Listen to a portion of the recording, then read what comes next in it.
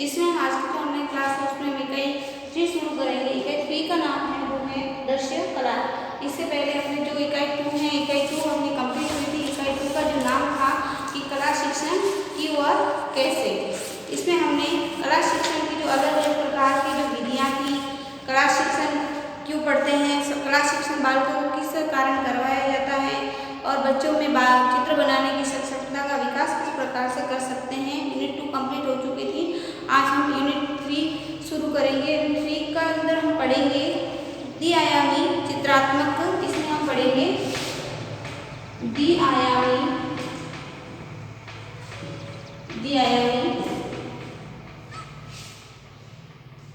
या जिसको हम चित्रात्मक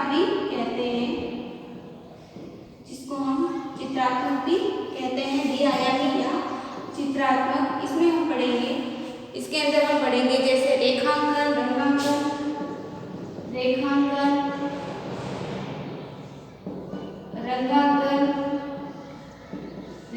रंगांकन और कोलाज,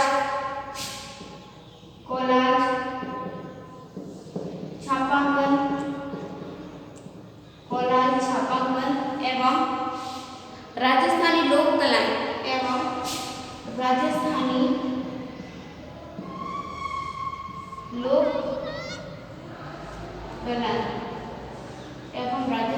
लोक कलाएं इसके अंदर हम रेखांकन पढ़ेंगे, रंगांकन पढ़ेंगे, कोलाज पढ़ेंगे, छापांकन और राजस्थानी लोक कलाएं। इनके बारे में जो फर्स्ट अपना टॉपिक है द्विआयामी चित्रात्मक, उसके अंदर ये हम पढ़ेंगे। और उसका जो दूसरा टॉपिक है वो है त्रिआयामी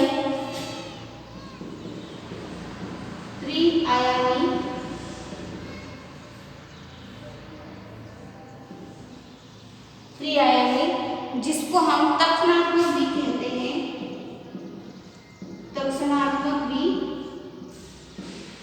कहते हैं, इसमें हम पढ़ेंगे मृणशिल्प,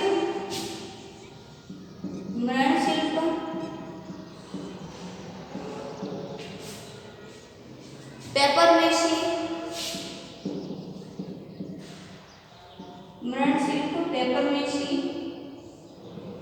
एवं अनुपयोगी सामग्री से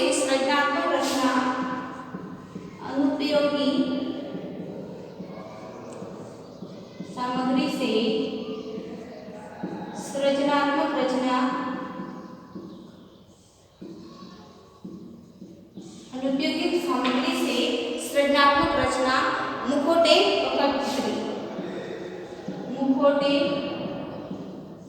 व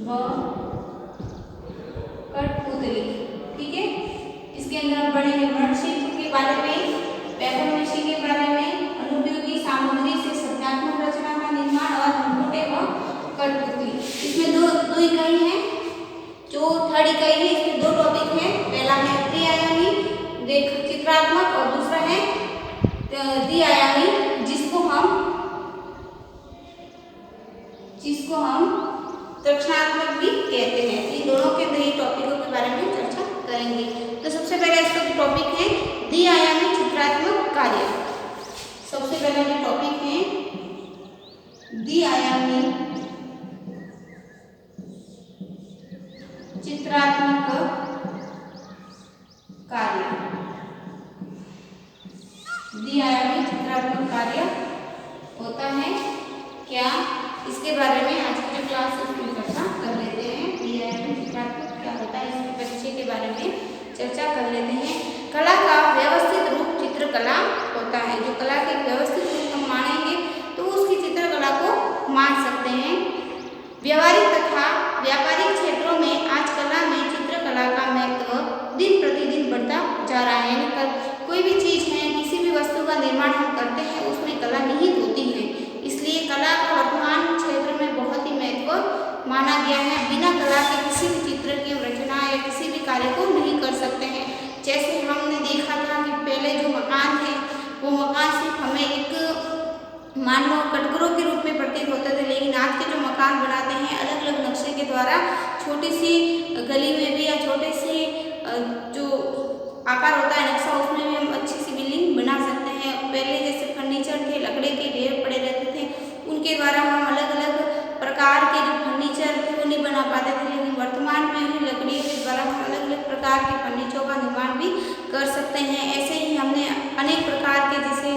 गलीचे, दरिया आदि का निर्माण ये सभी तभी संभव हुआ है जब हमने कला को अपनाया है। इस हेतु कला का जो व्यापार की क्रियाओं में दिन ब दिन प्रतिदिन इसका जो महत्व है बढ़ता जा रहा है।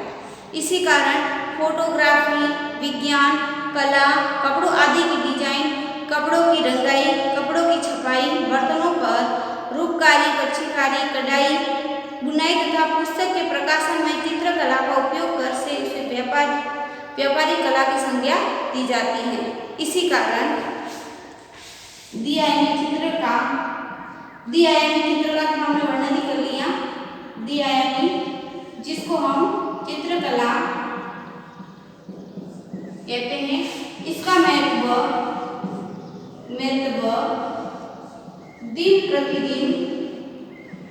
दिन प्रतिदिन बढ़ता ही जा रहा है। इस कारण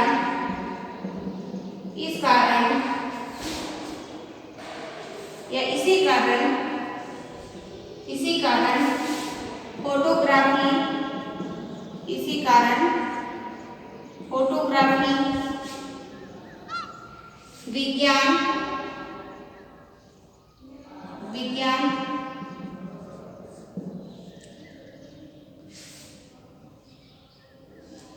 कला, कढ़ाई बुनाई, कपड़ों आदि की डिजाइन, कपड़ों पर की गई डिजाइन, कपड़ों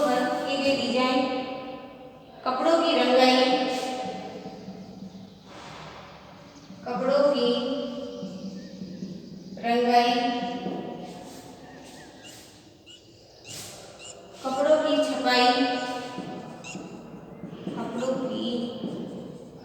छपाई,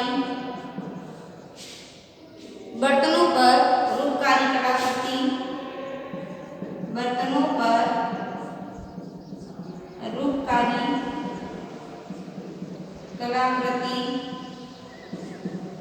पर रूपकारी कलाकृति, पुस्तक के प्रकाशन में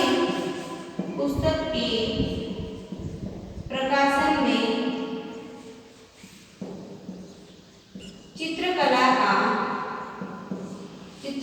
का उपयोग कर उसे व्यापारिक कला की संज्ञा दी जाती है।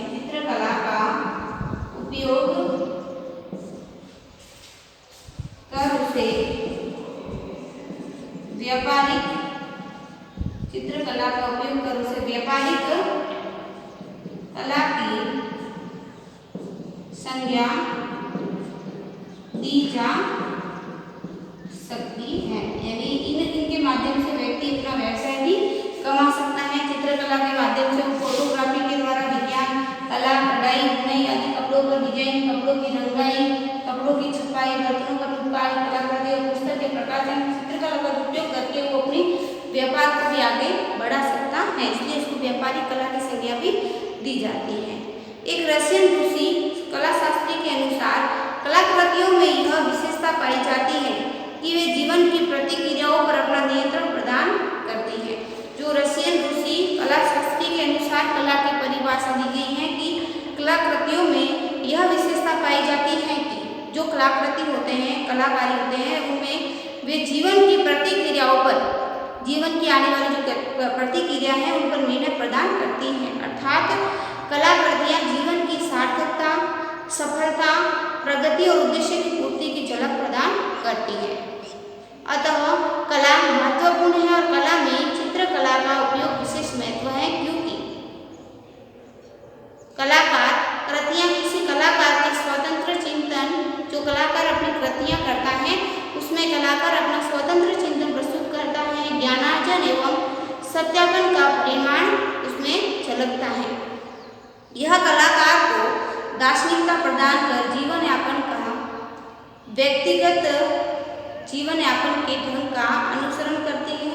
यह अभिव्यक्ति का एक प्रमुख साधन मानी जाती है। जो चित्रकला है यह अभिव्यक्ति का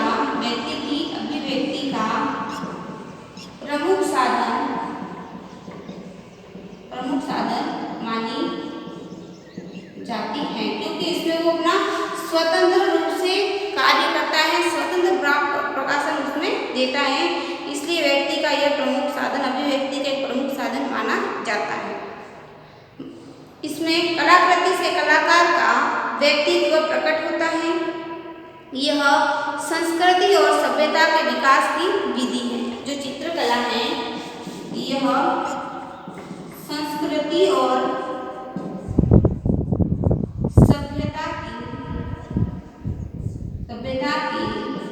संस्कृति और सभ्यता की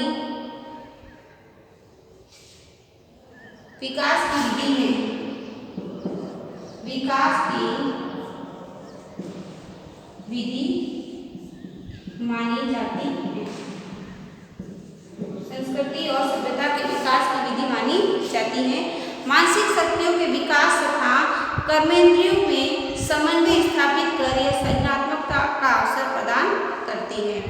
अध्याय चित्रात्मक कार्य के अंतर्गत चित्रकला की प्रक्रिया और सामग्री का परिचय इस प्रकार है। कल हम पढ़ेंगे चित्रकला के जो प्रमुख तत्व होते हैं और चित्रकला के चित्र के जो संयोजन के सिद्धांत हैं, इसके बारे में अपने जो कल की जो क्लास होगी उसमें चर्चा करेंगे। आज की क्लास में हमने द्विआयामी चित्रात्मक कार्य क्या होता है, इसका क्या उपयोग होता है, इसको व्यावहारिक कला की संज्ञा किस प्रकार से दी जाती है, इसके बारे में आज की जो क्लास उसमें चर्चा की। कल हम इसका नेक्स्ट टॉपिक पढ़ेंगे। आज के लिए आप सभी को धन्यवाद।